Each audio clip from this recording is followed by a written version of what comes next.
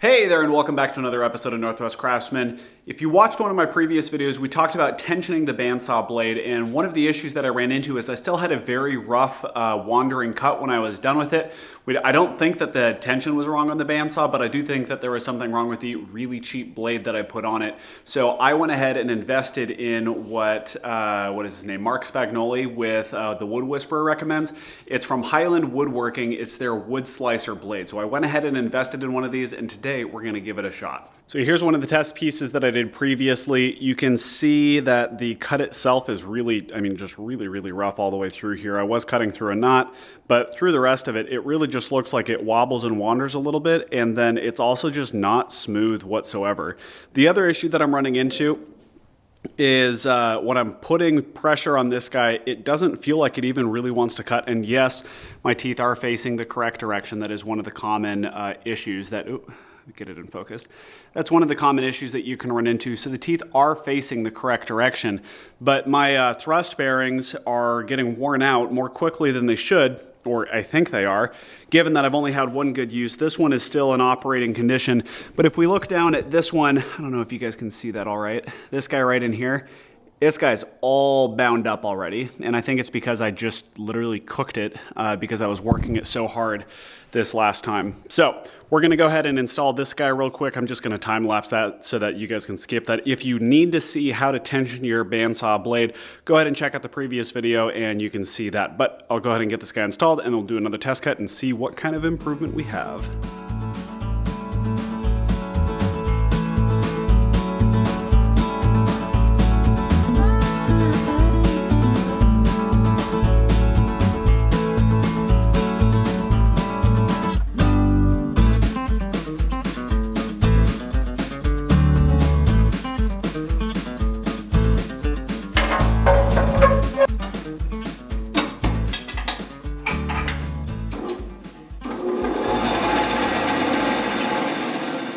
Alrighty, now that everything's tensioned up, let's go ahead and give it a go on the same piece of wood and see how well it does.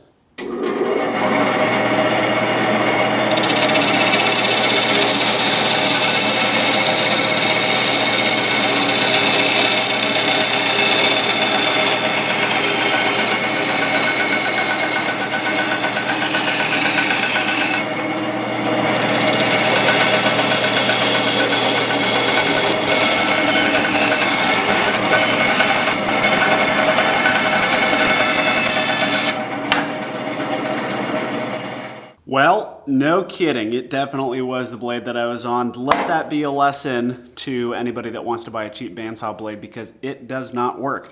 This wood slicer is just a beautiful, pristine finish. It's nice and straight, doesn't hardly wobble. Doesn't wobble at all except for when I was moving it around. And it literally cut it like butter. I didn't even have to push on it. I didn't have to move it around at all. I literally just slowly fed it in and it ate it up as it came. And I could tell that it was barely even touching the thrust bearings because they would just barely spin every so periodically when I'd push it just a little bit harder.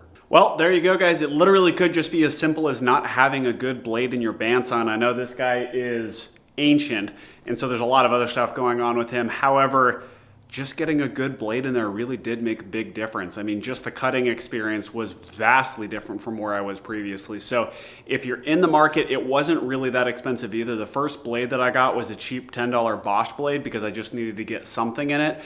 The wood slicer that I got for this guy, which for the King Sealy 12-inch is, I think it's an 80.5-inch belt or blade. Go check with your bandsaw to see what length it is. They've got tons of different lengths. They vary in price, though not very much from everything that I was seeing. I got mine for 30 bucks plus like $5 or $6 of shipping. So to actually be able to use my bandsaw for $36, worth every penny. If you have any comments or questions, go ahead and leave it in the comment section down below. If you like the kind of content we're producing here at Northwest Craftsman, we would love a thumbs up or a subscription to the channel. We're seeing the channel grow and more subscribers join us. So we would absolutely, I'd love to have you as a part of that. Thank you guys very much for joining. I really appreciate it, and I hope that you have an excellent rest of your day. Okay, bye.